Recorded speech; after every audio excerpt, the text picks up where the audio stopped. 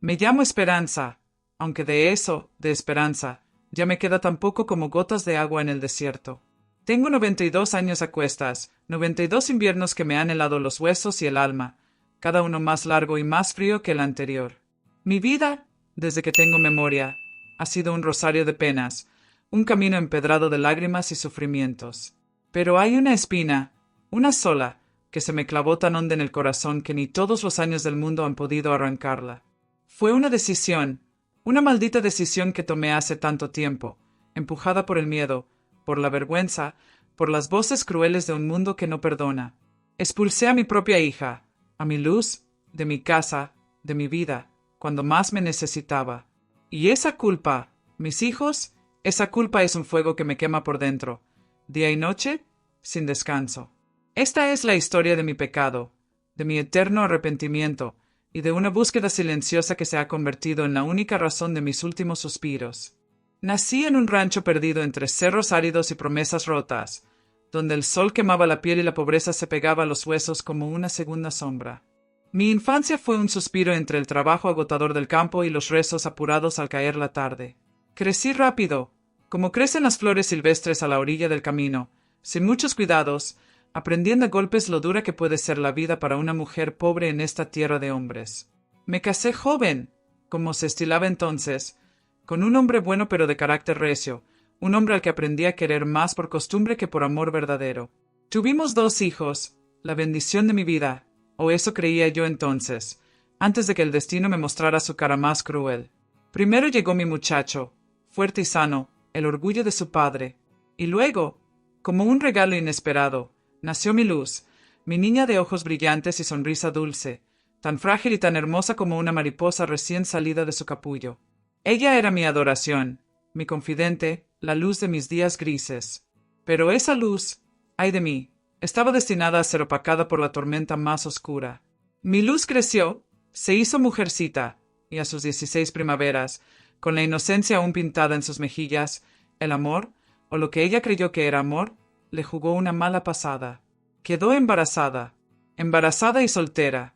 En aquellos tiempos, mis hijos, en un pueblo chico donde las lenguas son más afiladas que los cuchillos y el honor de una familia vale más que la vida misma, una noticia así no era solo una vergüenza, era una sentencia de muerte social, una mancha imborrable que caía sobre todos nosotros. Ustedes no tienen ni la más remota idea de lo que significaba para una muchacha decente, para una familia de bien, enfrentar una deshonra de ese tamaño. Era como si nos hubieran señalado con el dedo de fuego del mismísimo demonio. El mundo se nos vino encima. Mi marido, hombre de pocas palabras pero de orgullo grande, no lo soportó. Su furia era un volcán a punto de estallar. La familia, los vecinos, hasta el cura del pueblo, todos nos miraban con desprecio, con lástima fingida, susurrando a nuestras espaldas, juzgándonos sin piedad. ¿Y yo? Yo estaba en medio de ese infierno, con el corazón partido en 2. Por un lado, el amor inmenso por mi hija, mi pequeña luz, que lloraba desconsolada en un rincón, asustada y arrepentida. Y por el otro, el miedo atroz al que dirán, la presión asfixiante de mi esposo que me exigía limpiar nuestro nombre, la vergüenza que me quemaba la cara cada vez que salía a la calle. No quería hacerlo, se los juro por el alma de mi madre que está en el cielo, no quería echarla de mi casa, de mis brazos. Pero la presión fue demasiada. Mi marido amenazó con irse él si ella se quedaba. La familia me dio la espalda. Me sentí tan sola, tan cobarde, tan débil. Y tomé la peor decisión de mi vida. Con el alma desgarrada y las lágrimas ahogándome, le dije a mi luz que se fuera, que no había lugar para ella ni para su pecado bajo mi techo. Vi sus ojos, esos ojos que antes brillaban como estrellas, apagarse de golpe, llenarse de una tristeza tan profunda que me heló la sangre. No dijo nada, solo me miró con una mezcla de dolor y decepción que jamás podré olvidar. Recogió sus pocas cosas en un atado y, con la cabeza gacha y el corazón roto, cruzó el umbral de la puerta. La vi alejarse por el camino polvoriento, pequeña y desamparada, llevándose consigo un pedazo de mi vida, un pedazo de mi alma. Y en ese instante, mientras su figura se perdía en la distancia, un presentimiento terrible, como una garra helada, se aferró a mi pecho, susurrándome que ese adiós no era solo un hasta luego, sino el comienzo de una tragedia de la que nunca, jamás, podría escapar. Y así fue. Los años que siguieron a la partida de mi luz fueron un purgatorio en vida, un desierto de silencio y angustia donde cada amanecer era un recordatorio de mi cobardía, de mi traición. La casa, antes llena de risas y cantos, se volvió un sepulcro frío y vacío. Mi hijo mayor creció, se casó, me dio nietos, pero ni siquiera la alegría de sus pequeñas manos lograba llenar el hueco inmenso que la ausencia de mi niña había dejado en mi corazón. Mi marido nunca más volvió a mencionar su nombre, como si Luz hubiera sido un mal sueño, una pesadilla que era mejor olvidar. Pero yo no podía olvidarla. Cada noche, antes de cerrar los ojos, rezaba por ella, le pedía a Dios que la cuidara, que la protegiera de los peligros del mundo, que me perdonara por mi crueldad. Me preguntaba dónde estaría, si estaría bien, si alguna vez me perdonaría. La culpa, como un gusano insaciable, me corroía por dentro, alimentándose de mis remordimientos, de mis lágrimas secretas. Vivía con el miedo constante de recibir una mala noticia, con la esperanza absurda de que un día llamara a la puerta, con su hijo en brazos, y yo pudiera abrazarla y pedirle perdón de rodillas. Pero los años pasaban, implacables, y solo el silencio respondía a mis plegarias. Hasta que un día gris y lluvioso que parecía presagiar la desgracia, llegó un hombre a mi puerta. Un desconocido, con el sombrero entre las manos y la mirada esquiva, empapado por el aguacero. Me dijo que venía de lejos, que traía noticias de mi hija, de Luz. El corazón me dio un vuelco tan fuerte que sentí que se me salía por la boca. Por un instante, una llama de esperanza se encendió en mi pecho. ¿Estaría viva? ¿Querría verme? Pero la expresión sombría del hombre apagó esa llama de golpe. Con voz queda, casi un susurro, me entregó una carta, un sobre amarillente manchado, y luego, sin mirarme a los ojos, me dio la noticia más terrible que una madre puede escuchar. Mi Luz, mi niña adorada, había fallecido. Se había ido de este mundo hacía unas semanas, después de una larga y penosa enfermedad. El mundo se detuvo. Sentí como si un rayo me hubiera partido en dos. Las piernas me flaquearon, y si no hubiera sido por el quicio de la puerta, habría caído al suelo como un saco vacío. No podía respirar, no podía pensar, solo sentía un dolor agudo, insoportable, que me desgarraba el alma. Mi Luz, muerta. Muerta sin que yo pudiera pedirle perdón, sin que pudiera decirle cuánto la amaba, cuánto me arrepentía. El hombre se fue tan sigilosamente como había llegado, dejándome sola con mi dolor y con esa carta, esa maldita carta que temblaba en mis manos como una hoja seca. Esa noche, encerrada en mi cuarto, con el corazón hecho pedazos y las lágrimas nublándome la vista, abrí el sobre. La caligrafía temblorosa de mi hija llenaba varias páginas. Contaba su vida después de que la eché de casa, un calvario de dificultades, de hambre, de frío, de humillaciones. Durmió en la calle, mendigó un pedazo de pan, sufrió el desprecio de la gente. Pero en medio de tanta miseria, nació su hijo, mi nieto, un niño al que amó con todas sus fuerzas. Sin embargo, temiendo que él sufriera el mismo destino cruel que ella, que creciera en la calle, sin un techo, sin comida, sin amor, tomó la decisión más dolorosa de todas. Lo dejó en la puerta de una iglesia, con una medallita de la Virgen de Guadalupe al cuello y una nota implorando que lo cuidaran, que le dieran el hogar y el cariño que ella no podía ofrecerle. Escribió que no sabía dónde estaba su hijo, pero que rezaba todos los días para que estuviera bien, para que hubiera encontrado una familia que lo amara. Y luego me hablaba a mí. Me decía que, a pesar de todo, no me guardaba rencor, que entendía, o al menos intentaba entender, la presión que había sufrido. Pero también me decía que mi rechazo le había dolido más que todas las palizas que le dio la vida, y que si yo estaba leyendo esa carta, era porque lo peor ya había sucedido, porque su cuerpo enfermo ya no había resistido más. Unas monjitas la habían recogido de la calle y la estaban cuidando en sus últimos días. La revelación de mi nieto perdido, sumada a la muerte de mi hija, fue como si 1000 puñales se clavaran en mi alma al mismo tiempo. Un dolor tan atroz, tan insoportable, que creí que me volvería loca. Mi niña muerta, y mi nieto perdido en el mundo, sin que yo supiera su nombre, sin que conociera su rostro.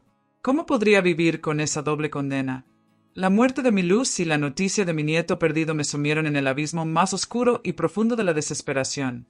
El dolor era una bestia salvaje que me devoraba por dentro, que me arrancaba la piel a tiras, que no me dejaba respirar. Lloré. Dios mío, cómo lloré. Lloré hasta que se me secaron los ojos, hasta que los sollozos se convirtieron en gemidos ahogados que me rompían el pecho. Lloré por mi hija, por su vida truncada, por su sufrimiento inmerecido. Lloré por mi nieto, ese pedacito de mi sangre perdido en el mundo, sin el calor de una abuela que lo arrullara, sin el consuelo de una familia que lo protegiera. Y lloré por mí, por mi cobardía, por mi crueldad, por la culpa inmensa que me aplastaba como una losa de cemento. Me sentía la mujer más miserable de la tierra, una madre desnaturalizada, una abuela fantasma. ¿Cómo pude ser tan ciega, tan sorda a los ruegos de mi propia hija? ¿Cómo pude anteponer el que dirán, la maldita opinión de la gente, al amor sagrado por mi sangre? La carta de Luz era un látigo que me flagelaba el alma a cada instante. Sus palabras, tan llenas de dolor pero también de una extraña resignación, resonaban en mi cabeza día y noche, torturándome sin piedad. Imaginaba a mi niña sola, hambrienta, aterida de frío, buscando un rincón donde guarecerse de la lluvia y del desprecio. Imaginaba sus lágrimas silenciosas, su miedo, su desesperanza. Y luego, la imagen de mi nieto, un bebé indefenso abandonado en la puerta fría de una iglesia, me partía el corazón en 1000 pedazos. ¿Quién lo habría encontrado? ¿Lo tratarían bien? ¿Sabría alguna vez que tuvo una abuela que lo amó sin conocerlo, una abuela que daría la vida por abrazarlo, por pedirle perdón en nombre de su madre? La culpa se convirtió en mi sombra, en mi alimento, en el aire que respiraba. Dejé de comer, de dormir, de vivir. Me encerré en mi casa, en mi dolor, huyendo de la luz del sol, de las miradas curiosas de los vecinos, del mundo entero que me parecía un juez implacable. Mi esposo, aunque nunca lo dijo abiertamente, también cargaba su propia cruz. Lo veía envejecer de golpe, con la mirada triste y los hombros caídos. Pero entre nosotros se había levantado un muro de silencio y reproches mudos que nos impedía consolarnos mutuamente. Cada uno sufría su infierno en soledad. Empecé una búsqueda desesperada, casi demencial, por encontrar alguna pista de mi nieto. Recorrí iglesias, orfanatos, pregunté a cuánta gente pude, pero era como buscar una aguja en un pajar.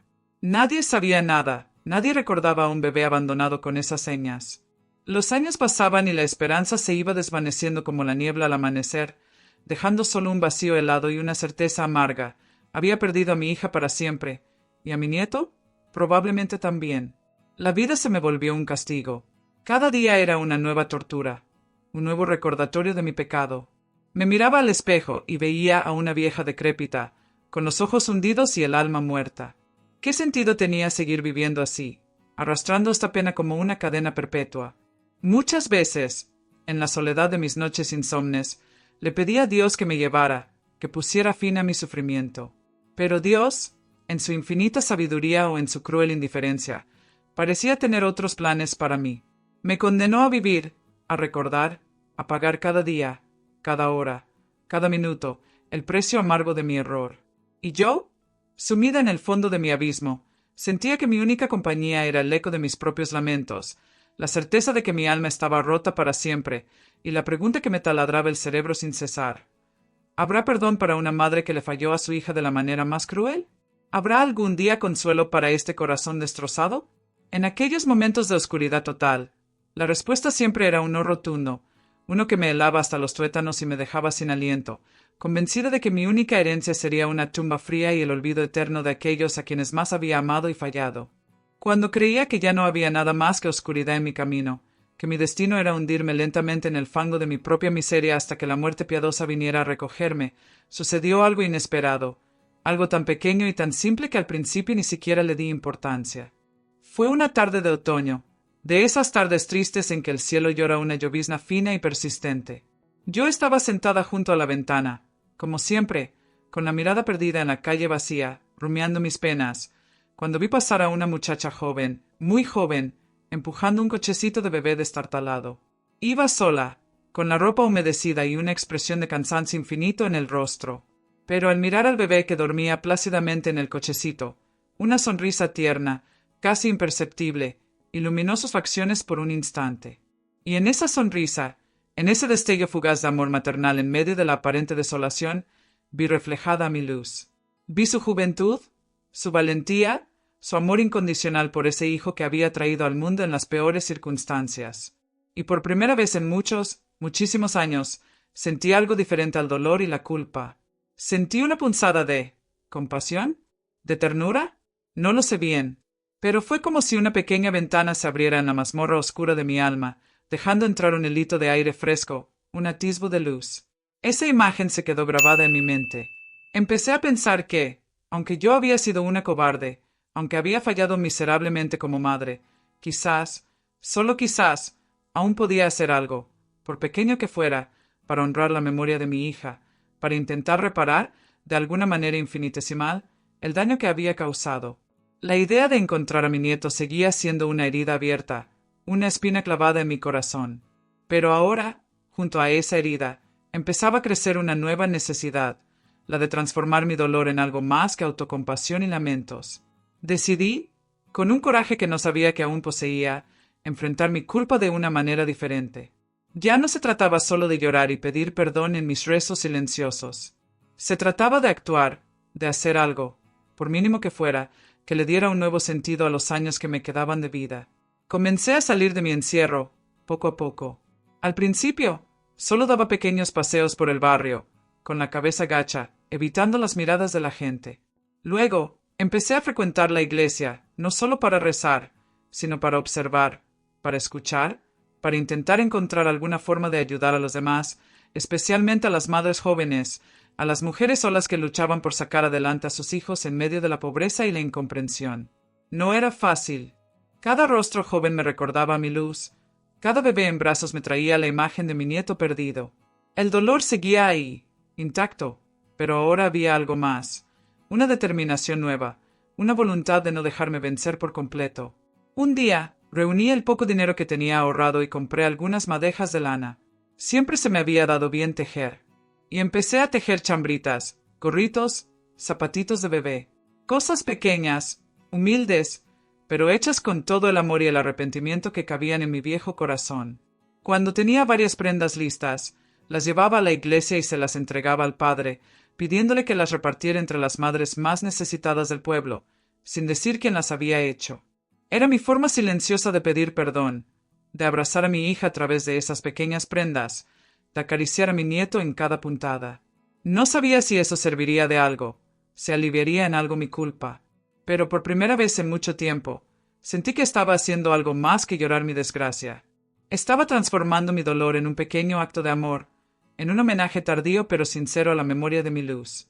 Y aunque el camino por delante seguía siendo oscuro y lleno de incertidumbre, ese pequeño gesto me dio la fuerza para dar un paso más, y luego otro, en la penosa tarea de seguir viviendo con mis fantasmas, pero ahora, quizás, con una diminuta luz de propósito guiando mis pasos temblorosos.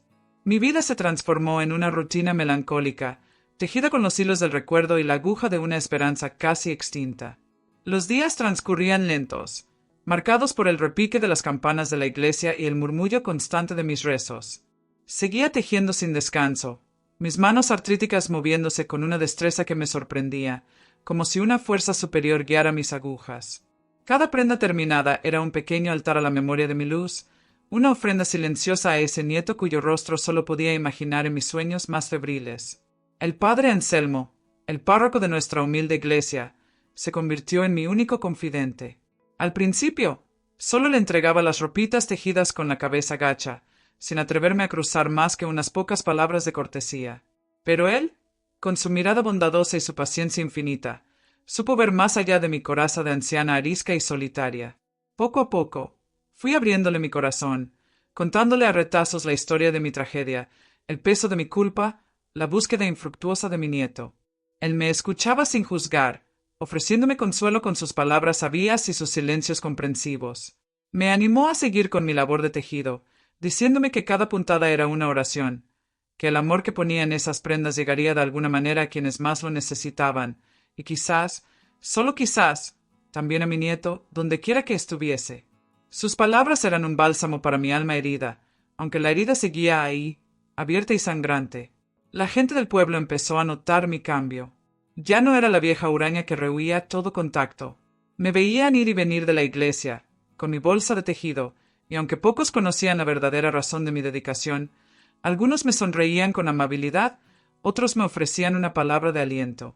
Incluso algunas madres jóvenes, al recibir las prendas que el padre les entregaba, me buscaban para agradecerme, con lágrimas en los ojos.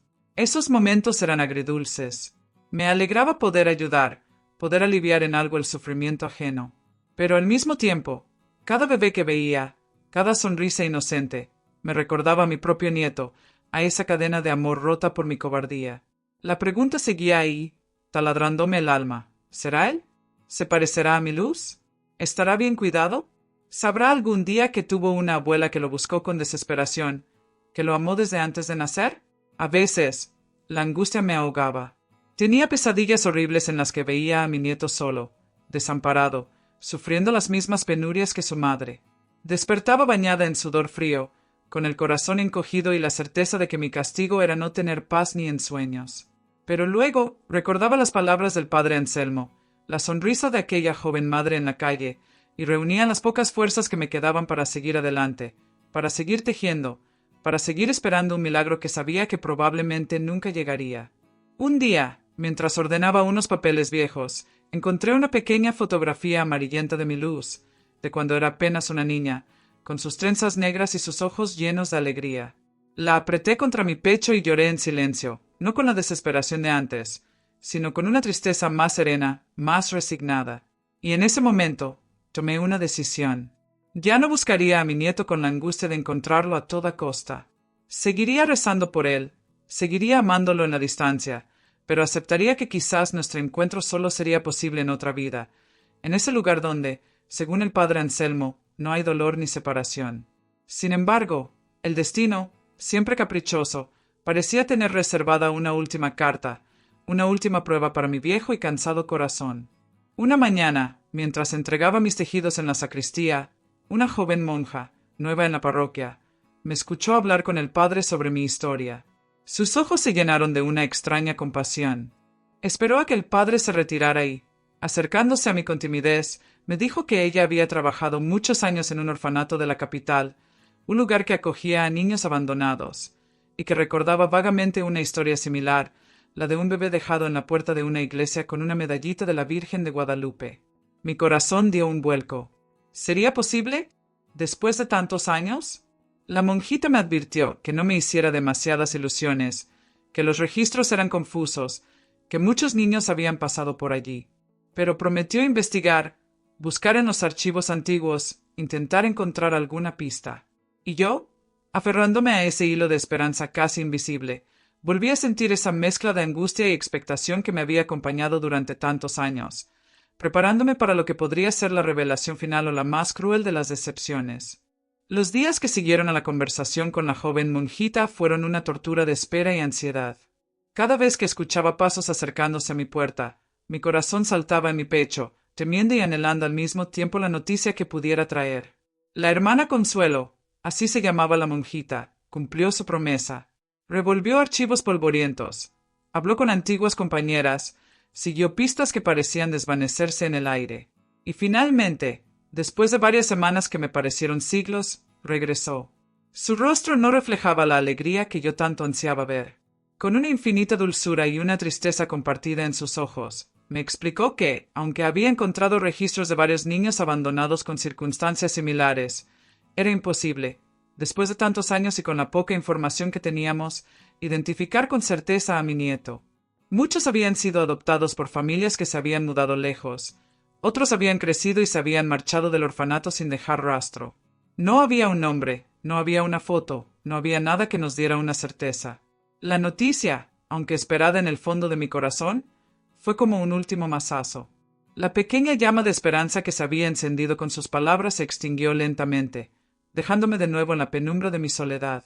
Pero esta vez, extrañamente, el dolor no fue tan desgarrador como antes.